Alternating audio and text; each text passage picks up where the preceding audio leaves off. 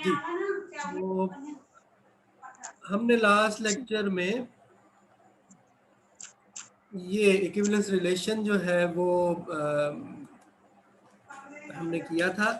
तो equivalence relation जो है मैं आपको दोबारा से बता देता हूँ कि जो है वो कोई रिलेशन है, रिलेशन इफ आर जो है वो रिफ्लेक्सिव हो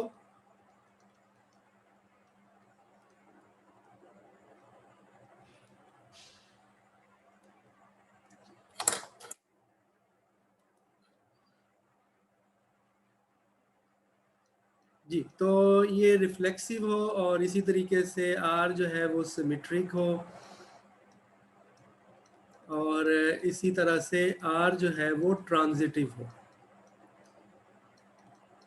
तो ये हमारे पास इक्विवेलेंस रिलेशन बन जाएगा। ऑब्वियसली सारे लोग जानते होंगे कि रिलेशन क्या होता है। रिलेशन क्या है, दो सेट्स जो हैं आपके पास ए और बी, दो सेट है।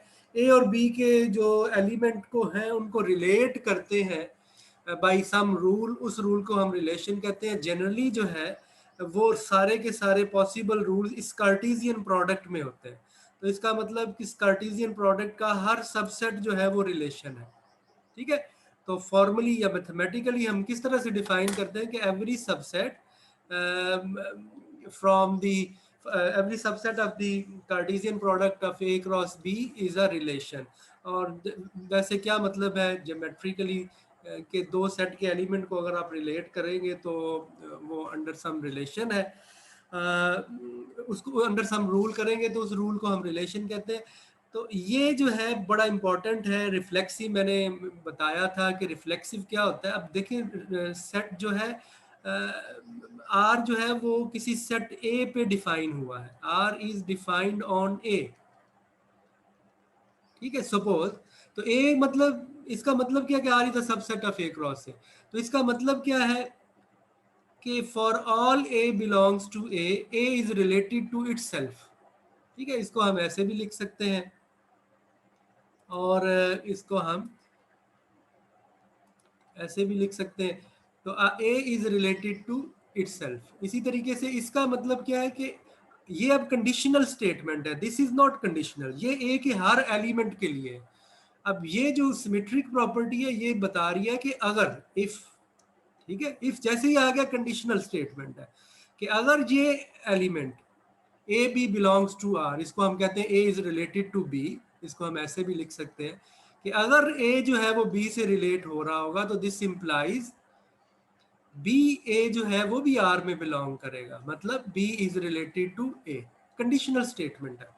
इसी तरीके से ये भी कंडीशनल स्टेटमेंट है कि अगर ए जो है बी से रिलेट हो रहा हो और बी जो है वो सी से रिलेट हो रहा हो तो this implies A C is related to itself. तो ये ट्रांजिटिव प्रॉपर्टी है। और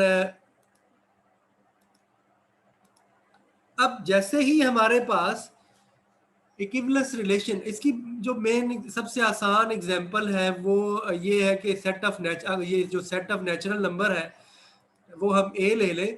तो सबसे सिंपल जो एग्जांपल है वो आर जो है वो अगर हम इस तरह से डिफाइन करें कि set of those element which are congruent to B mod N, congruency relation इसे कहते हैं।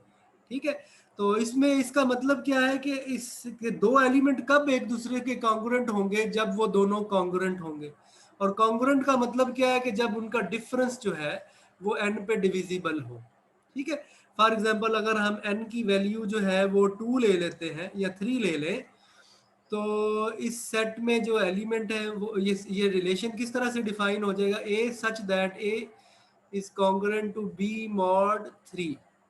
तो अब देखिए दो एलिमेंट, अब सेट ऑफ नेचुरल नंबर है, ये आपके पास सेट ऑफ नेचुरल नंबर है 1 2 3, बल्कि नेचुरल नंबर की जगह ये इंटीजर का सेट कह लें आप। तो defined on set of integer. तो जी, तो 0 plus minus 1 plus minus 2 plus minus 3 and so on. ठीक है, तो अब ये पहली प्रॉपर्टी हमें क्या बता रही है कि every element is related to itself.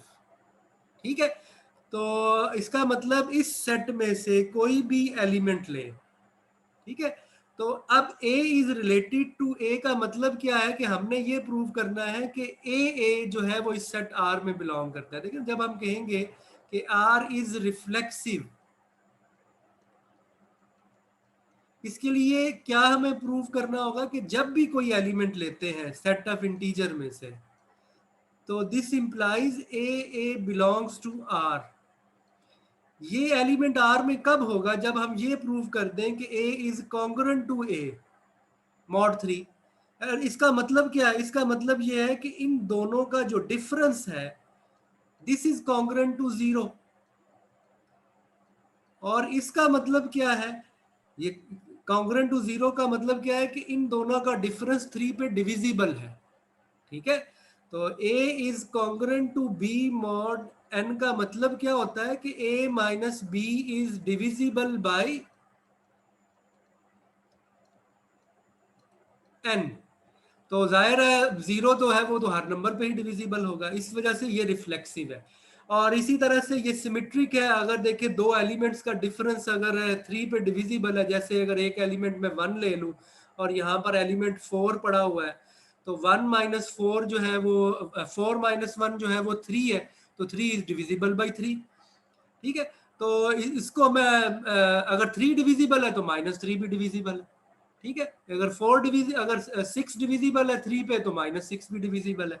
इस वजह से ये सिमेट्रिक प्रॉपर्टी ऑटोमेटिकली होल्ड करेगी। इसी तरह से ये जो थर्ड प्रॉपर्टी है ये जो है, सर अब देखें जो ये जो सर जी जी सर स्टूडेंट्स वेट कर रहे हैं, उनको अलाउ कर दें प्लीज। जी जी मैं कर रहा हूँ, अब वो टाइम हमारा वेस्ट कर रहे हैं बस। और इसी तरह से जो सिमेट्रिक प्रॉपर्टी है उसमें हम क्या कहते हैं कि अगर ये एलिमेंट R में हो तो इसका मतलब क्या है? इसका मतलब ये है कि A is congruent to B mod 3। इसका मतलब क्या है? इसका मतलब ये है कि A minus B is divisible by 3, मतलब कि 3 डिवाइड करता है उससे। तो इसका अगर ये है तो इसका मतलब इसको माइनस से मल्टीप्लाई कर दें कोई फर्क नहीं पड़ेगा, this is also divisible by 3। और इसका मतलब क्या है कि B minus A is divisible by 3। और इसका मतलब क्या है कि B is congruent to A mod 3। और इसका मतलब क्या है कि A belongs to R। Exactly इसी तरीके से थर्ड प्रॉपर्टी आप प्रूव कर सकते हैं, जो कि है ट्रांजिटिव प्रॉपर्टी कि AB और BC जो है वो R में है। तो R में है, इट मीन के अगेन उसी तरीके से इसका मतलब क्या है कि A is congruent to B mod 3। और इसका मतलब क्या है कि B is congruent to C mod 3। अब इसका मतलब क्या है कि A minus B is divisible by 3।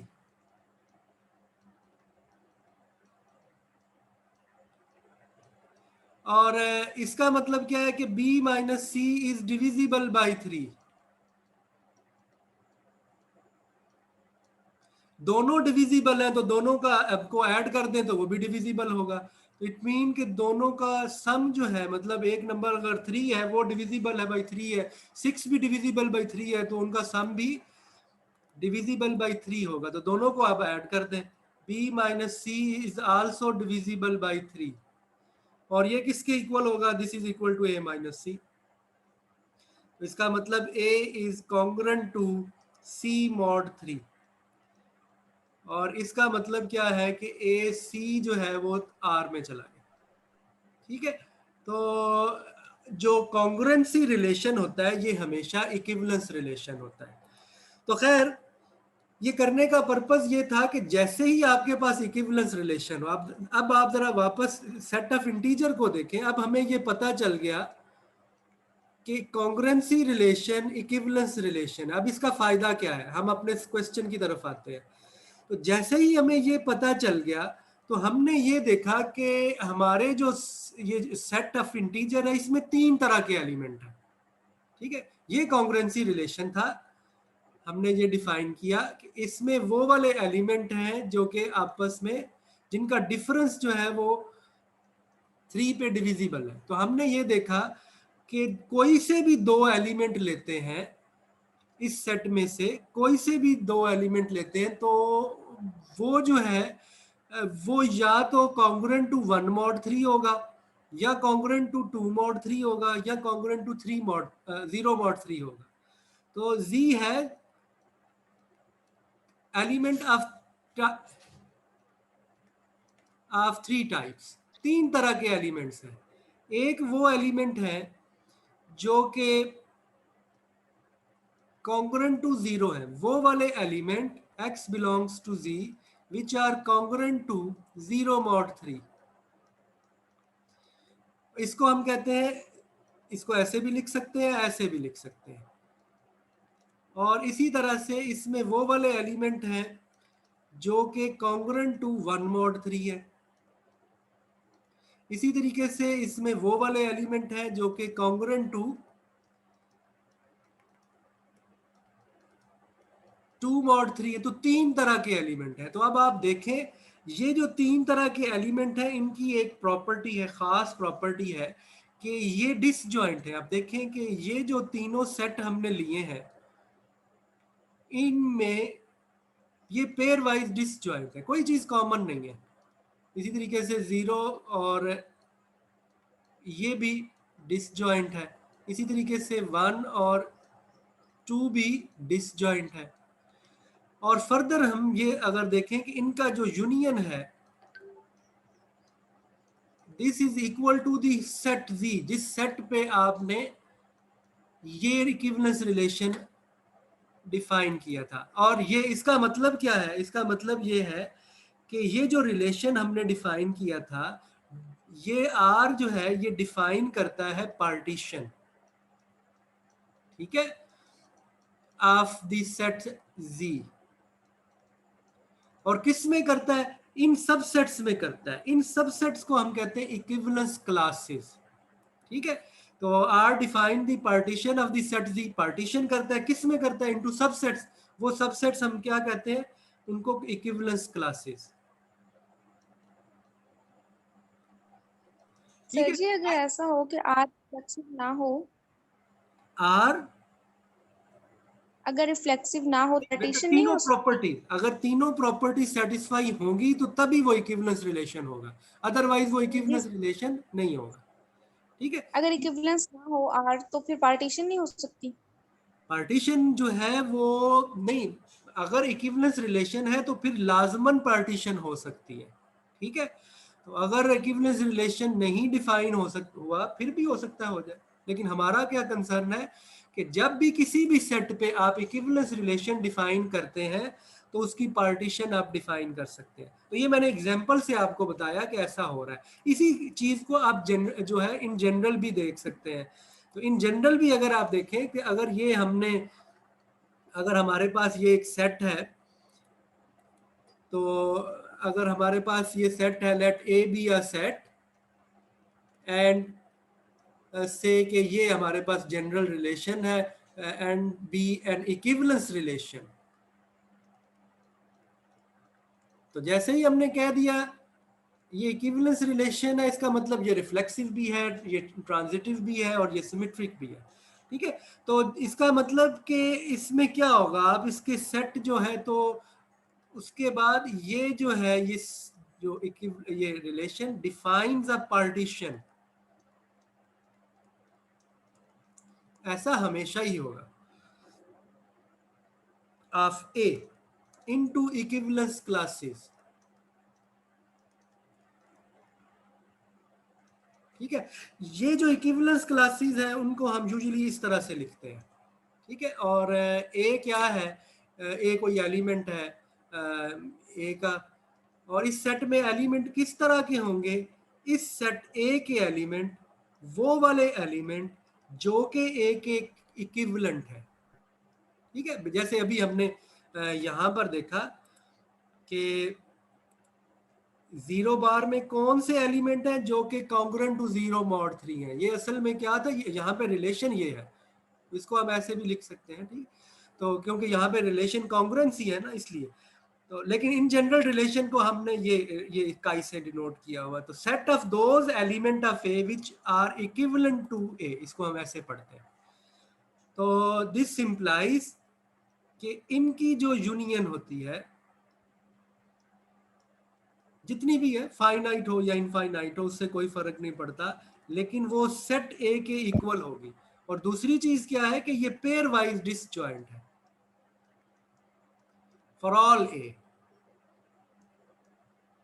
And जितने भी आपके पास क्लासेस होंगी तो ये पेयर वाइज जो है वो डिसजॉइंट होगी। तो ये इक्विवेलेंस रिलेशन है। अब हम इसी चीज को हमने यहाँ पर ये देखा है, जो कि डिफाइन किया था हमने ये थ्योरम, कि हमारे पास जी ग्रुप है और एच जो है वो इसका एक सब ग्रुप है। तो हमने कहा कि एक रिलेशन डिफाइन करते हैं,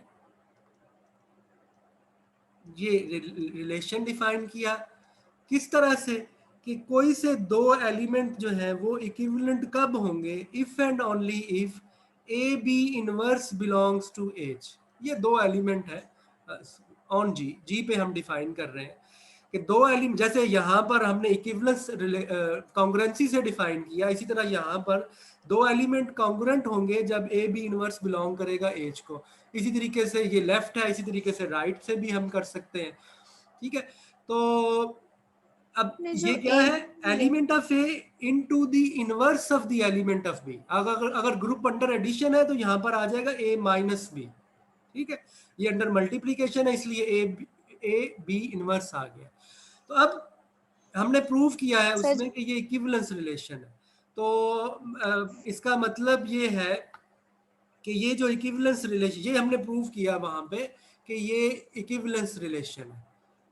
और इस सर जी, जी और बी जो है वो बिलोंग्स टू जी है। जी जी जी के एलिमेंट्स है, जी के जी एलिमेंट सर। पे आप बना रहे हैं, जैसे यहाँ पर है। तो जी के एलिमेंट पे आप ये फंक्शन डिफाइन कर रहे हैं, ये रिलेशन। तो ये इक्विवेलेंस रिलेशन हमने प्रूव किया कि ये इक्विवेलेंस रिलेशन है, ये रिफ्लेक्सिव भी है, सिमेट्रिक भी है, ट्रांजिटिव भी है। तो अगली चीज क्या है कि ये अब पार्टीशन करेगा, ठीक है। अब देखें कि ये है, हम ये कह रहे हैं कि इस तरह से क्लासेस डिफाइन है, सेट ऑफ ए। तो ए में किस तरह के एलिमेंट होंगे, वो वाले एलिमेंट है जी के, ठीक है, या जी के वो वाले एलिमेंट जो के इक्विवेलेंट टू जी के वो वाले एलिमेंट इस तरह के।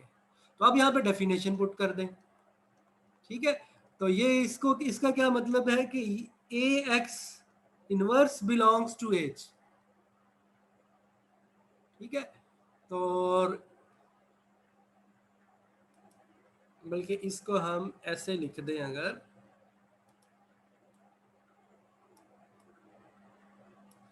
जिससे क्यों फर्क नहीं पड़ता क्योंकि ये रिफ्लेक्सिव है।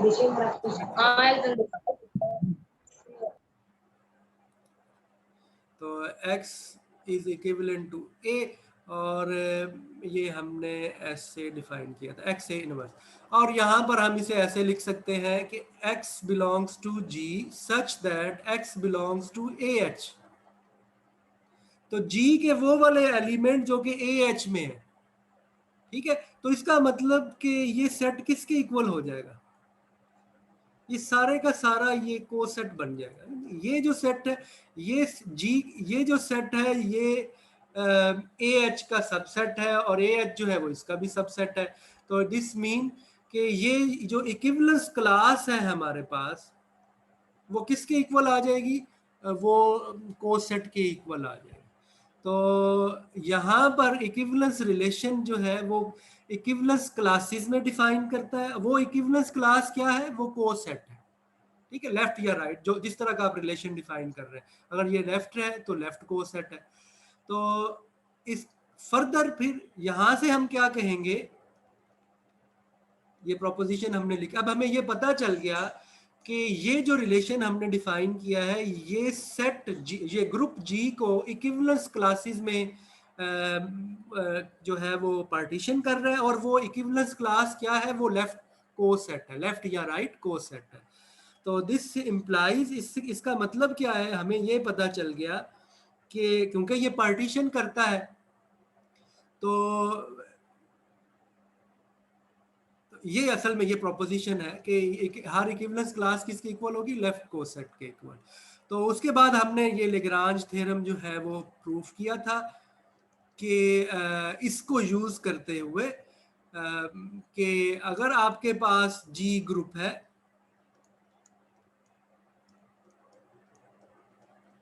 और एच जो है वो जी का सब ग्रुप है, तो this implies order of H divide the order of G. तो जो एच का ऑर्डर है वो ग्रुप के ऑर्डर को डिवाइड करेगा। तो जब भी आपके पास किसी भी कोई सब ग्रुप मौजूद होगा तो ये ग्रुप के ऑर्डर को डिवाइड करेगा। तो इसका पहले स्टेटमेंट समझ लें इसकी कि अगर हमारे पास ये एक ग्रुप है जी, उसका ऑर्डर से फाइनाइट ग्रुप के लिए है ये, उसका ऑर्डर 8 है, तो अकॉर्डिंग टू दिस स्टेटमेंट अगर कोई सब ग्रुप है तो वो ग्रुप के ऑर्डर को डिवाइड करेगा। तो इसका मतलब क्या है कि there does not exist any subgroup of order 3, 5, 6, 7। ठीक है, 8 के डिवाइजर कौन कौन से थे, वो है 1, 2, 4 और 8। ये थ्योरम हमें क्या बता रहा है कि जो भी सब ग्रुप होगा वो ग्रुप के ऑर्डर को डिवाइड करेगा। तो अब कोई सब ग्रुप अगर ऑर्डर 3 का हो तो बाई दिस थ्योरम उसको फिर 8 को डिवाइड करना चाहिए, लेकिन ऐसा नहीं है। ठीक है, तो इस थ्योरम की एप्लीकेशन क्या है कि हमें फौरन ही पता चल जाता है कि किस ऑर्डर का सब ग्रुप एग्जिस्ट नहीं करता। ठीक है, और ये सिर्फ नेसेसरी कंडीशन, इसका मतलब the sub group by Lagrange theorem, the subgroups may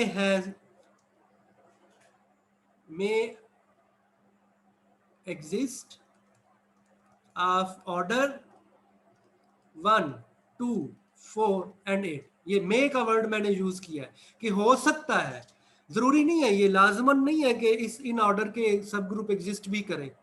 ठीक है, लेकिन इन जो भी सब ग्रुप होंगे उनका ऑर्डर यही होगा। ठीक है, 3, 5, 6, 7 का नहीं हो सकता, यही है।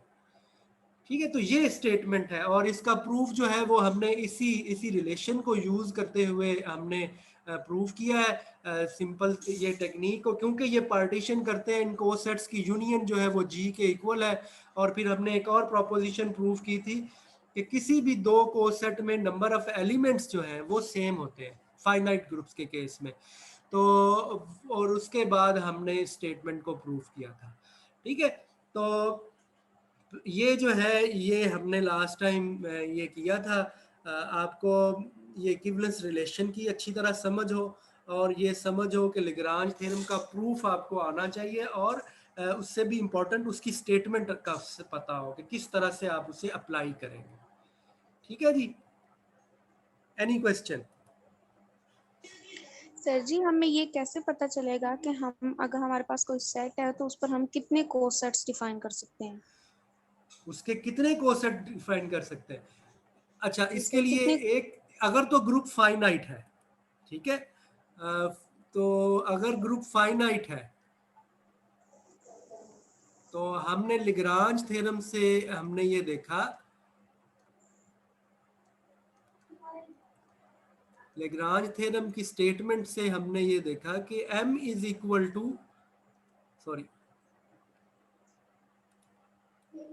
हमने ये स्टेटमेंट में ये लिखा कि ऑर्डर ऑफ g जो है, ऑर्डर ऑफ एज जो है वो डिवाइड करता है ऑर्डर ऑफ g को। तो इसका मतलब क्या है, इसका मतलब ये है कि जो ऑर्डर ऑफ g है this will be equal to t into order of H. अगर हम ऑर्डर ऑफ g को n कह लें और ये जो है इसको हम m कह लें, तो उसमें हमने आपको याद हो तो ये t क्या था, उसमें डिस्टिंक्ट कोसेट्स थे। तो भाई लेग्रांज थ्योरम हमने ये देखा कि ये t क्या होता है, set of distinct cosets, set of all distinct cosets of H in G, और इसको हम इंडेक्स से डिनोट करते हैं. This is called index, index of H in G. ठीक है, तो इसका मतलब इस इंडेक्स का फॉर्मूला क्या होगा, वो क्या होगा, n/m. तो इसका मतलब है कि फाइनाइट ग्रुप के केस में आप हमेशा ही बता सकते हैं कि कितने कोसेट होंगे. ठीक है, इस फॉर्मूले की मदद से. फॉर एग्जांपल कि अगर ग्रुप जो है वो मैं ये लिख दूं Z12, ठीक है, तो और H जो है अब इसका सब ग्रुप है जो कि जनरेटेड बाय 2 है. ठीक है, किसी ने पूछा भी था कि ये कैसे पता चलता है, तो ये कैसे पता चलता है कि 2 को 2 में ऐड करते जाए, 2 आ जाएगा, फिर ऐड करें तो 2 + 2 4 है, फिर ऐड करें तो 6 है, फिर ऐड करें 8 है, फिर ऐड करें 10 है, और उसके बाद 12 आ जाएगा. 12 = 0. जहां पे 0 आ जाए वहां पे स्टॉप कर देना. तो ये इसका सब ग्रुप है. तो आपका क्वेश्चन था कि कितने डिस्टिंक्ट कोसेट होंगे, तो जितना इसका, तो the number of distinct cosets,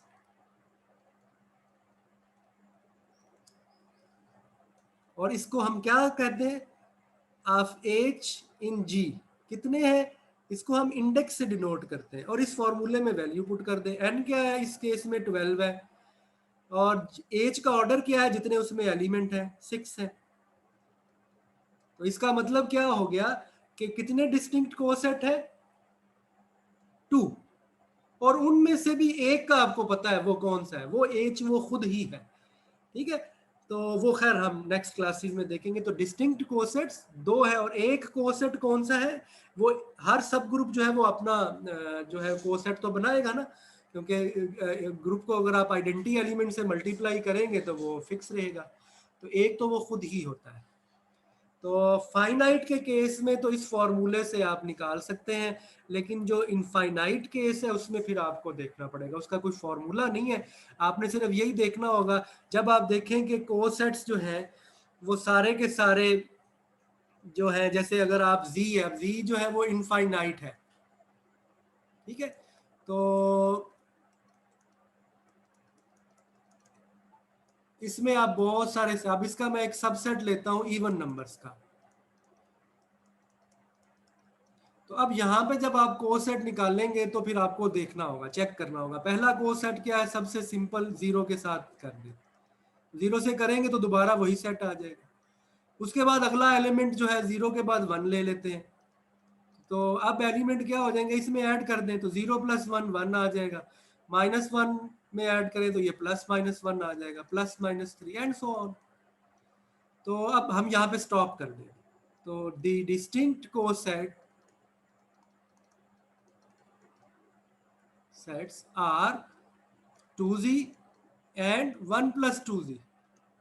ठीक है, अब हमने क्यों स्टॉप किया है, हमने देखा कि इन दोनों कोसेट की जो यूनियन है वो z के इक्वल है. इस वजह से क्योंकि ये कोसेट पार्टीशन करते हैं तो यही डिस्टिंक्ट कोसेट्स. ठीक है, इसके अलावा भी कोसेट निकाल सकते हैं, मतलब आप 2 + 2z आल्सो अ कोसेट, लेकिन वो इसके इक्वल होगा. 3 + 2z भी कोसेट है, लेकिन वो इसके इक्वल होगा. तो डिस्टिंक्ट कोसेट्स हैं वो सिर्फ 2 ही है. तो फाइनाइट के केस में तो हमारे पास फॉर्मूला है, और इनफाइनाइट के केस में फिर आप चेक करते हैं कि कितने डिस्टिंक्ट कोसेट्स हैं, और वहाँ पे स्टॉप कर देते हैं जब आप देखें कि जो यूनियन है उन सेट्स की वो सेट के इक्वल है. जी, कोई और क्वेश्चन किसी का?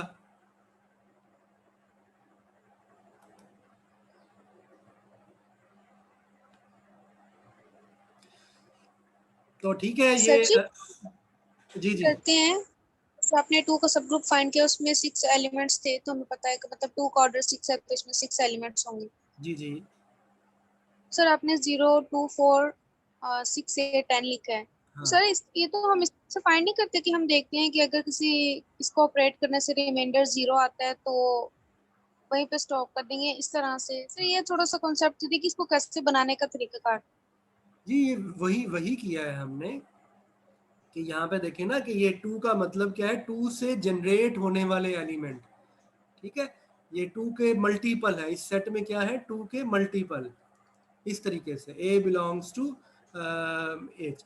तो यहाँ पर आपने इसके एलिमेंट्स को बस ऑपरेट करते जाना है, 2 के मल्टीपल्स है।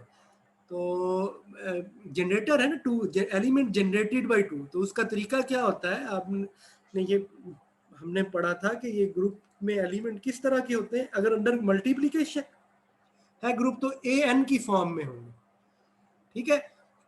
अगर ग्रुप जो है वो अंडर एडिशन है तो फिर एलिमेंट जो है वो मल्टीपल है, n इंटू ए है, ठीक है।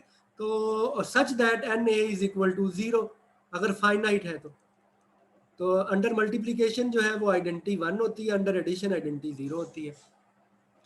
तो यहाँ पर भी वैसे ही करेंगे। तो 2 से जनरेट होने वाले एलिमेंट, तो आपने असल में वो n ढूंढना है।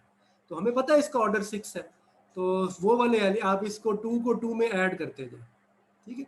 तो 2 plus 2 4, 2 plus 2 into 3 6, 2 into 4 8, 2 into 5 10। कब स्टॉप करना है, जब ये जो है 0 के इक्वल आ जाए। तो ये जो था आपके पास, ये क्या था असल में, 2n such that 2n is equal to 0, वो वाले एलिमेंट, ठीक है। अब यहाँ पर n की वैल्यू पुट करते हैं, n की वैल्यू 1 पुट करेंगे तो 2 आ जाएगा, 2 पुट करेंगे तो 4 आ जाएगा, 3 पुट करेंगे तो 6 आ जाएगा, 4 पुट करेंगे तो 8, 5 पुट करेंगे तो 10, 6 पुट किया तो 12 आ गया। 12 इज इक्वल टू 0, वहां पे स्टॉप कर देना। This is a stopping criteria, ठीक है, कि जब आइडेंटिटी आ जाए।